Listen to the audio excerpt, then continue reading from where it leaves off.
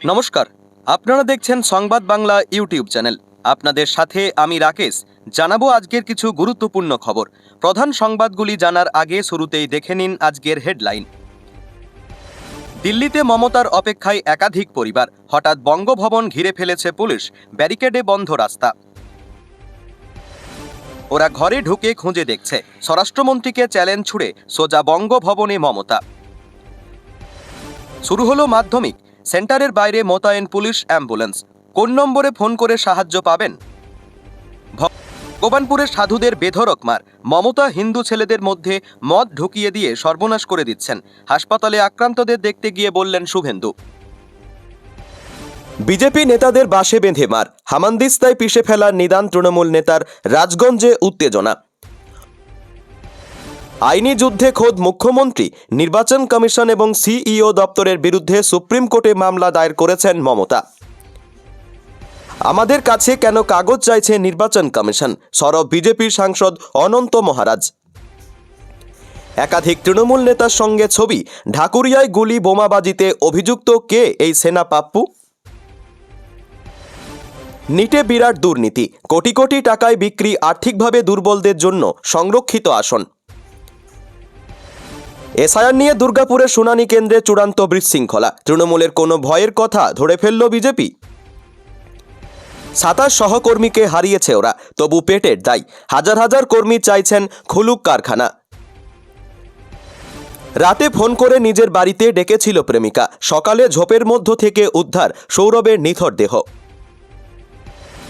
বেলডাঙ্গার অশান্তির ঘটনায় তদন্তে এনআইএ, প্রশাসনিক ব্যর্থতা, আক্রমণ অধীরের। এবছরই বাংলা সহ 5 রাজ্যে ভোট, নির্বাচন কমিশনের জন্য বাজেট বরাদ্দ বাড়ল 25%। লালগড়ে মাটি খুঁড়তেই উঠে এলো বন্দুক, চাষের জমিতে 3 আগ্নেয়াস্ত্র উদ্ধার ঘিরে শোরগোল, কৌতূহল। ফিরহাদের প্রাক্তন জামাই পেলেন হুমায়ুনের জনতা উন্নয়ন পার্টির রাজ্য সাধারণ সম্পাদকের পদ।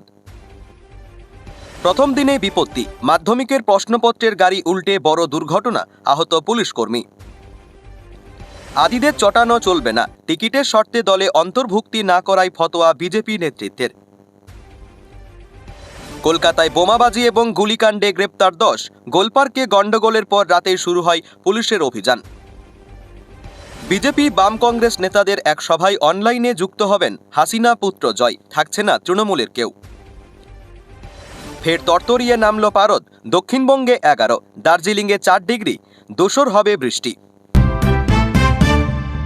প্রিয় দর্শক, আপনি যদি আমাদের চ্যানেলে নতুন হয়ে থাকেন তাহলে চ্যানেলটিকে সাবস্ক্রাইব করে পাশে থাকা বেল আইকনটি ক্লিক করে রাখুন পরবর্তী খবরের আপডেটগুলো সবার প্রথমে পেতে। ঠান্ডায় কম্পমান দিল্লিতে ক্রমশ বাড়ছে ভোটের উত্তাপ। মুখ্য নির্বাচন কমিশনার জ্ঞানেশ কুমারের সঙ্গে সাক্ষাৎ করতে রাজধানীতে বাংলায় মুখ্যমন্ত্রী মমতা বন্দ্যোপাধ্যায়। সঙ্গে রয়েছেন এসআইআর আতঙ্কে নিহতদের পরিবারের সদস্যরা। তারা বর্তমানে বঙ্গভবনে রয়েছেন। এই আবহে সোমবার সকাল থেকেই বাড়ল বঙ্গভবনের নিরাপত্তা। জানা গিয়েছে, বিশাল কেন্দ্রীয় বাহিনী বঙ্গভবন যেন ঘিরে রেখেছে। প্রশ্ন উঠছে, মুখ্য নির্বাচন কমিশনারের কাছে যাতে ওই পরিবার পৌঁছতে না পারে, তাই এত নিরাপত্তার বেড়াজাল। তার প্রতিবাদে গর্জে উঠলেন মমতা বন্দ্যোপাধ্যায়। এক কাপড়ে তার বাসভবন থেকে বঙ্গভবনের উদ্দেশ্যে রওনা দিলেন মুখ্যমন্ত্রী। সোমবার বিকেলে নির্বাচন কমিশনে যাবেন রাজ্যের মুখ্যমন্ত্রী মমতা বন্দ্যোপাধ্যায়। তার আগে থেকেই উত্তাপ বাড়ছে দিল্লিতে। সোমবার সকাল থেকে আচমকা রাস্তায় নামল পুলিশ বাহিনী। দেখা গেল এক নজিরবিহীন ছবি, কার্যত ঘিরে ফেলা হচ্ছে বঙ্গভবন। ব্যারিকেড করে হ্যালি রোড বন্ধ করে দেওয়া হয়েছে। কোন তথ্য আছে দিল্লি পুলিশের কাছে তা স্পষ্ট নয়, তবে বঙ্গভবনে যে পরিবারগুলির অপেক্ষা করছে সে বিষয়টি নিয়েই বাড়ছে জল্পনা। এসআইআর আতঙ্কে বাংলায় অনেকের মৃত্যু হয়েছে বলে বারবার দাবি করেছেন মুখ্যমন্ত্রী মমতা বন্দ্যোপাধ্যায়। সেই ইস্যুতে নিয়েও কমিশনের সঙ্গে কথা বলবেন তিনি। সঙ্গে থাকবেন অভিষেক বন্দ্যোপাধ্যায় সহ 15 জন প্রতিনিধি। এদিকে যে পরিবারের সদস্যদের মৃত্যু হয়েছে বলে অভিযোগ তাদের মধ্যে অনেকের পরিবার আগেই পৌঁছে গিয়েছে দিল্লিতে, বঙ্গভবনে রয়েছেন তারা। এখন প্রশ্ন হলো, মৃতদের পরিবারের সদস্যদের নিয়ে কি কর্মসূচি রয়েছে মমতার? নিছকই বৈঠক, নাকি সন্তপ্ত পরিবারদের নিয়ে কমিশন ঘেরাও করবেন তৃণমূল নেত্রী? 100-র বেশি মানুষকে নিয়ে যখন জমায়েত করা হয়েছে, তখন শুধুই কি বৈঠক সেরে চলে যাবেন মমতা? দিল্লির রাজনীতিতে আজ এটাই সবথেকে বড় প্রশ্ন। সেই জল্পনার মাঝেই কার্যত দুর্গের চেহারা নিল বঙ্গভবন। শুরু হলো মাধ্যমিক 2026। জীবনের প্রথম বড় বোর্ড পরীক্ষায় বসছে রাজ্যের প্রায় 9,71,000 পরীক্ষার্থী। পরীক্ষা নির্বিঘ্ন করতে মধ্যশিক্ষা পর্ষদ ও রাজ্য প্রশাসনের তরফে নেওয়া হয়েছে কড়া নিরাপত্তা ও একাধিক বিশেষ ব্যবস্থা। 2রা ফেব্রুয়ারি থেকে 12ই ফেব্রুয়ারি পর্যন্ত মোট 11 দিন চলবে পরীক্ষা। রাজ্য জুড়ে 2682টি কেন্দ্রে সকাল 10:45 থেকে শুরু হচ্ছে পরীক্ষা। সকাল থেকেই কেন্দ্রগুলির বাইরে মোতায়েন রয়েছে পুলিশ, অ্যাম্বুলেন্স ও মেডিকেল টিম। পরীক্ষার্থীদের যাতায়াতের সুবিধায় কলকাতা ও সংলগ্ন এলাকায় 15টি রুটে অতিরিক্ত বাস চালানো হয়েছে। পরিবহন দপ্তর জানিয়েছে, ট্রাফিক পরিস্থিতি অনুযায়ী আরও বাস নামানো হতে পারে। জরুরি সহায়তার জন্য চালু হয়েছে 2টি হেল্পলাইন নম্বর। পুলিশ 9432610039 এবং পর্ষদের কন্ট্রোল রুম 033232133813। অ্যাডমিট কার্ড বা প্রয়োজনীয় নথি ভুলে গেলে পুলিশ সহযোগিতা করবে বলে জানানো হয়েছে। কলকাতা পুলিশ কমিশনার সুপ্রতিম সরকার জানিয়েছেন, রাস্তায় পর্যাপ্ত পুলিশ মোতায়েন রয়েছে এবং পরীক্ষার্থীদের সমস্যায় দ্রুত সাহায্য করা হবে। অসুস্থতার ক্ষেত্রেও প্রস্তুত বিশেষ মেডিকেল টিম ও অ্যাম্বুলেন্স। তবে গার্ড ডিউটি নিয়ে কিছু অনিশ্চয়তা রয়ে গেছে। বহু শিক্ষক বর্তমানে ব্লক লেভেল অফিসার হিসেবে নির্বাচনী দায়িত্বে থাকায় পর্যাপ্ত শিক্ষক পাওয়া যাবে কিনা তা নিয়ে উদ্বেগ রয়েছে। এই বিষয়ে নির্বাচন কমিশনের কাছে অব্যাহতি চেয়ে চিঠি দেওয়া হলেও এখনও সাড়া মেলেনি। সব মিলিয়ে প্রশাসনের তরফে কড়া প্রস্তুতি থাকলেও পরীক্ষার্থী ও অভিভাবকদের আগেভাগে রওনা দেওয়া এবং প্রয়োজনীয় নথিপত্র সঙ্গে রাখার পরামর্শ দেওয়া হয়েছে। বিধানসভা নির্বাচনের আগে সংগঠন মজবুত রাখতে কড়া বার্তা দিল বিজেপির কেন্দ্রীয় নেতৃত্ব। স্পষ্ট জানিয়ে দেওয়া হয়েছে, নিচুতলার কর্মী এবং দলের আদি নেতাদের অসন্তুষ্ট করে কোনো সিদ্ধান্ত নেওয়া যাবে না। অন্য দল থেকে নেতাদের দলে নেওয়ার ক্ষেত্রে সংশ্লিষ্ট জেলার নেতৃত্বের সঙ্গে আলোচনা করেই চূড়ান্ত সিদ্ধান্ত নিতে হবে। অর্থাৎ হঠাৎ করে বাইরের কাউকে এনে প্রার্থী করা আর চলবে না। সূত্রের খবর, 2021 সালের বিধানসভা এবং 2024 সালের লোকসভা নির্বাচনের অভিজ্ঞতা থেকেই এই কড়া নির্দেশ। আগে দল ভাঙানোর রাজনীতিতে ভর করে সাফল্যের বদলে অস্বস্তিতেই পড়তে হয়েছে গেরুয়া শিবিরকে। বহু ক্ষেত্রে দেখা গিয়েছে অন্য দল থেকে আসা নেতারা পরে বিদ্রোহ করেছেন এবং আবার পুরনো দলে ফিরে গিয়েছেন। এতে সংগঠনের ভিত দুর্বল হয়েছে এবং আদি বনাম নবাগত দ্বন্দ্ব তীব্র আকার নিয়েছে। দলের এক কেন্দ্রীয় দায়িত্বপ্রাপ্ত নেতা কটাক্ষ করে জানিয়েছেন, এবারের ভোটে বলিউডে সিনেমা হবে না, বাংলা সিনেমাই হবে। অর্থাৎ শেষ মুহূর্তে চমকপ্রদ যোগদান করিয়ে প্রার্থী করা হবে না, যোগদান হলেও তা হবে নীরবে। আড়ম্বর ছাড়া এবং আদর্শগত সামঞ্জস্য খতিয়ে দেখে এই ফরমানে কিছুটা বিপাকে পড়েছেন রাজ্য বিজেপি নেতারা। কারণ কয়েকজন সম্ভাব্য দলবদলকারী নেতাকে নিয়ে আগে থেকেই পরিকল্পনা ছিল বলে জানা গিয়েছে। তবে কেন্দ্রীয় নেতৃত্ব স্পষ্ট করেছে, শুধু পরিচিত মুখের পিছনে ছোট নয়, দলের প্রতি আনুগত্য ও আদর্শই হবে মূল মাপকাঠি। সংগঠনের ঐক্য বজায় রাখাই এখন গেরুয়া শিবিরের প্রধান লক্ষ্য। বিজেপি নেতাদের ছামগাইনে বা হামনদিস্তায় ফেলে ছেঁচার নিদান দিলেন তৃণমূল নেতা। ভোটার লিস্ট থেকে নাম কাটা গেলে বিজেপি নেতাদের গৃহবন্দী করে রাখার নিদানও দিতে শোনা গেল বিতর্কিত তৃণমূল নেতা কৃষ্ণ দাসকে। গত শুক্রবার ময়নাগুড়িতে সভা করে কেন্দ্রীয় মন্ত্রী সুকান্ত মজুমদারকে বাঁশঝাড়ে বেঁধে কঞ্চি দিয়ে মারার নিদান দিয়েছিলেন দাপুটের তৃণমূলের তথা এসসি ওবিসি সেলের জেলা তথা রাজগঞ্জ বিধানসভার কনভেনার কৃষ্ণ দাস। রবিবার রাজগঞ্জের সভামঞ্চ থেকে বিজেপি নেতাদের হামানদিস্তায় ফেলে পিষে ফেলার নিদান দিলেন তিনি। একই সঙ্গে তৃণমূল নেতা আরও বলেন, যদি প্রকৃত ভোটারের নাম বাদ যায় তবে বিজেপি নেতাদের গৃহবন্দী করে রাখা হবে। আর এই নিয়েই রাজনৈতিক বিতর্ক শুরু হয়েছে। তৃণমূল এসসি ওবিসি সেলের পাশাপাশি রাজগঞ্জ, ডাবগ্রাম, ফুলবাড়ি ও জলপাইগুড়ি এই 3 বিধানসভার কোঅর্ডিনেটর কৃষ্ণ দাস। তার নেতৃত্বে রবিবার বিকেলে রাজগঞ্জে এসআইআর বিরোধী মিছিল বের করা হয়। এদিন রাজগঞ্জ বিধানসভার বেলাকোবার বটতলা থেকে মিছিল শুরু হয়ে বাবুপাড়ায় গিয়ে শেষ হয়। বেশ কয়েক হাজার কর্মী সমর্থক মিছিলে অংশগ্রহণ করেন। মিছিল শেষে বাবুপাড়া এলাকার এক মাঠে জনসভা হয়। সেখানে বিজেপি সরকারের নীতির বিরুদ্ধে বক্তব্য রাখেন রাজগঞ্জ, ডাবগ্রাম, ফুলবাড়ি ও জলপাইগুড়ি বিধানসভার কোঅর্ডিনেটর কৃষ্ণ দাস সহ একাধিক নেতা। সভা থেকে বিজেপি ও কেন্দ্রীয় সরকারকে তীব্র আক্রমণ করা হয়।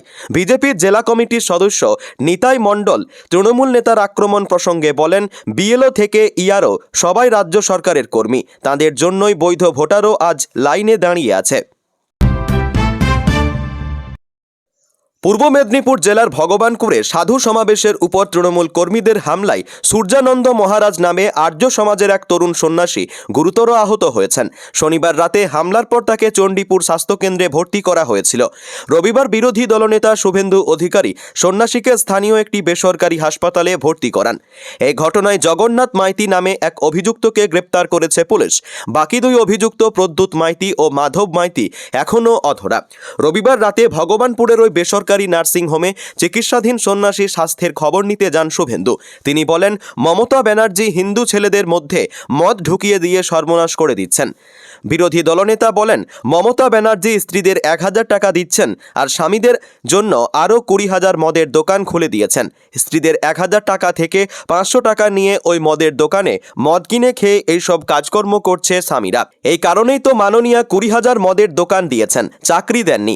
মমতা ব্যানার্জি হিন্দু ছেলেপিলেদের মধ্যে মদ ঢুকিয়ে দিয়ে সর্বনাশ করে দিচ্ছেন। তিনি আরও বলেন, সিপিএমের তৃণমূল মিলে হিন্দুদের একটা অংশকে নাস্তিক বানিয়ে হিন্দু সমাজের ক্ষতি করে দিয়েছে। তিনি বলেন, পশ্চিমবঙ্গের যে সমস্ত হিন্দুরা ভাবছেন সূর্যানন্দ মহারাজের হয়েছে, আমার তো হয়নি, তাই আমি কেন এতে জড়াবো? তারাও মানসিক প্রস্তুতি রাখুন।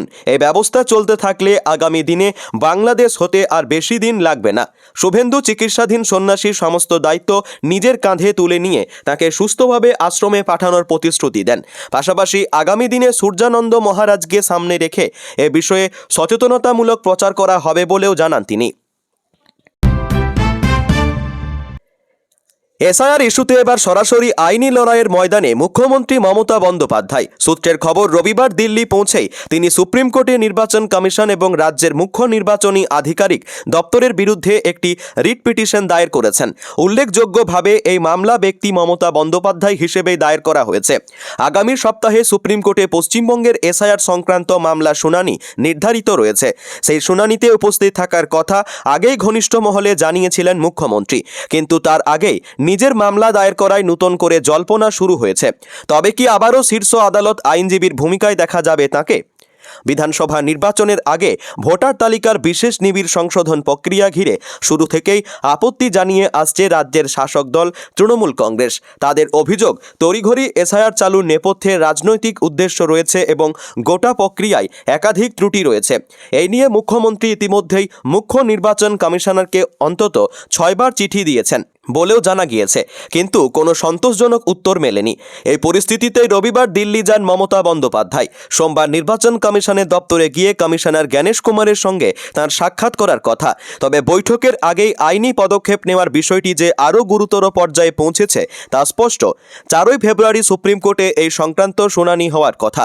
তৃণমূল সাংসদ দোলা সেন ও ডেরেক ও ব্রায়েনদের দায়ের করা মামলার সঙ্গেই মুখ্যমন্ত্রীর রিট পিটিশনের শুনানি হওয়ার সম্ভাবনা রয়েছে। ফলে প্রশ্ন উঠছে, অনুমতি পেলে কি নিজেই আদালতে সওয়াল করবেন মমতা বন্দ্যোপাধ্যায়? এখন নজর সুপ্রিম কোর্টের দিকেই।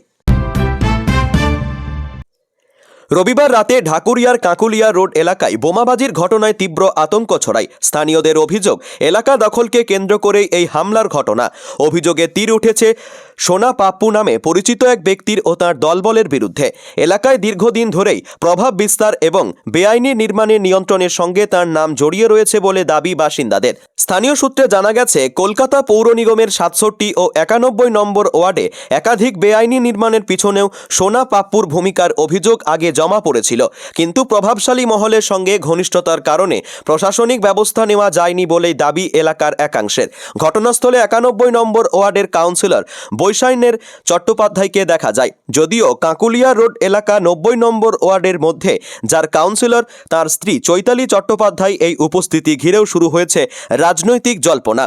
অন্যদিকে ঢাকুরিয়ার 55 তলা বস্তি নিয়ন্ত্রণে নিয়েও দ্বন্দ্বের অভিযোগ উঠেছে। স্থানীয়দের দাবি, ওই বস্তির দখল নেওয়া এবং ভবিষ্যতে নির্মাণ কাজ শুরুর পরিকল্পনা ছিল সোনা পাপ্পুর, কিন্তু বর্তমানে বস্তির নিয়ন্ত্রণে থাকা বাপি নামে এক যুবক ও তার ঘনিষ্ঠদের সঙ্গে বিরোধিতার জেরেই পরিস্থিতি বিস্ফোরক হয়ে ওঠে।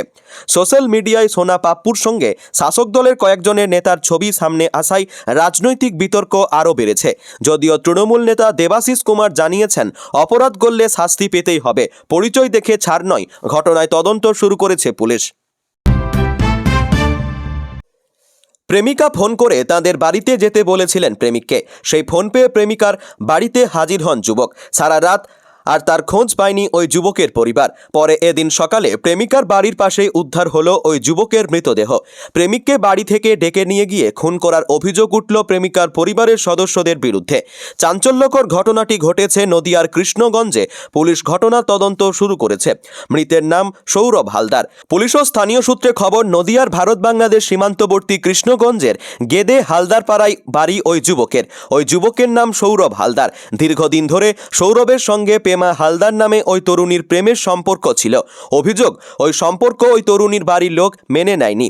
ওই যুবককে বেশ কয়েকবার হুমকিও দেওয়া হয়েছিল। যদিও সম্পর্ক থেকে বেরিয়ে আসতে রাজি ছিলেন না ওই যুবক। গতকাল শনিবার রাতে ওই যুবককে ফোন করে বাড়িতে ডেকেছিলেন তরুণী। সৌরভ সেখানে গিয়েছিলেন বলে পরিবার সূত্রে খবর। রাত হয়ে গেলেও সৌরভের সঙ্গে কোনো যোগাযোগ করা সম্ভব হয়নি বলে অভিযোগ। সকালে সৌরভের পরিবার জানতে পারে ওই যুবকের দেহ তরুণীর বাড়ির অদূরে একটি ঝোপের মধ্যে পড়ে রয়েছে। সে কথা শুনে দ্রুত অকুস্থলে পৌঁছন স্থানীয়রা ও পরিবারের সদস্যরা। খবর যায় কৃষ্ণগঞ্জ থানায়। পুলিশ গিয়ে মৃতদেহ উদ্ধার করে ময়না তদন্তের জন্য পাঠিয়েছে। প্রেমিকার বাড়ির লোকজন ডাকিয়ে এনে সৌরভকে খুন করেছে বলে অভিযোগ উঠেছে। পুলিশ ঘটনা তদন্ত শুরু করেছে। অভিযুক্তদের জিজ্ঞাসাবাদ করা হচ্ছে বলে খবর। কিন্তু কোথায় শীত? মাঘ মাসে শেষ হওয়ার আগেই শীতের পাততাড়ি গুটিয়ে নেওয়ার উপক্রম। এই শেষ বেলার ঝড়ো বেটিং ঘটনায় যেন উত্তর দিয়েছে সোমবার সকালে ফের শিরশিরে হাওয়া। আবহাওয়ার বুলেটিন অনুযায়ী সোমবার সকালে দক্ষিণবঙ্গে সর্বনিম্ন তাপমাত্রা ছিল 11.0 ডিগ্রি সেলসিয়াস। বিশেষ করে কল্যাণী ও সিউড়িতে পারদ অনেক নামিয়ে গিয়েছে। উত্তরবঙ্গের সমভূমি রাজ্য বিশেষ করে কোচবিহার ছিল 10.8 ডিগ্রি সেলসিয়াস। পাহাড়ি এলাকায় আরও কম। দার্জিলিংয়ে সর্বনিম্ন তাপমাত্রা নামল 4.0 ডিগ্রি সেলসিয়াসে। কলকাতা আলিপুর লোয়েস্ট ছিল 15.1 ডিগ্রি সেলসিয়াস, যা সাধারণের তুলনায় 0.5 ডিগ্রি সেলসিয়াস। কলকাতা আলিপুরে লোয়েস্ট ছিল 15.1 ডিগ্রি সেলসিয়াস, যা সাধারণের তুলনায় 0.5 ডিগ্রি সেলসিয়াস কম। হাড়কাঁপানো শীত না হলেও সপ্তাহের প্রথম কাজের দিনে রাজ্যের বিভিন্ন জেলায় শীতের আমেজ ফের। গত শনিবার কলকাতার তাপমাত্রা ছিল 17 ডিগ্রি সেলসিয়াসের ঘরে। রবিবার হয়েছে 15.2 ডিগ্রি সেলসিয়াস, আর আজ কমে হয়েছে 15.1 ডিগ্রি সেলসিয়াস। আবহাওয়া দপ্তর জানাচ্ছে সর্বনিম্ন ও সর্বোচ্চ তাপমাত্রা এখন স্বাভাবিকের নিচেই নামছে। বেলা বাড়লে শীতের অনুভূতি কমছে, তবু মাঘের শীত এত সহজে চলে যাবে না। ঘন কুয়াশার সতর্কবার্তা দেওয়া হয়েছে বিশেষত দার্জিলিং, জলপাইগুড়ি, আলিপুরদুয়ার এবং কোচবিহারের জন্য। উত্তরবঙ্গের অন্যান্য জেলাতেও সকালের দিকে হালকা থেকে মাঝারি কুয়াশা থাকতে পারে। দক্ষিণবঙ্গে তাপমাত্রা ওঠানামা করবে এখনও। স্বাভাবিকের ওপর ও নিচে গিয়ে পারদ ওঠানামা করবে। শীতের শেষের দিকে বৃষ্টির সম্ভাবনা আপাতত কম। সন্ধ্যা থেকে ভোর পর্যন্ত শীতের অনুভূতি বিরাজ করবে। আজ সোমবার 2 তারিখ। এই ছিল আজকের বিশেষ খবর। আজকের মতো এখানে শেষ করছি। আবার দেখা হবে নতুন আপডেট নিয়ে। নিয়মিত সঠিক খবর পেতে সংবাদ বাংলা চ্যানেলটা সাবস্ক্রাইব করুন। ভালো লাগলে লাইক আর শেয়ার করতে ভুলবেন না। ধন্যবাদ।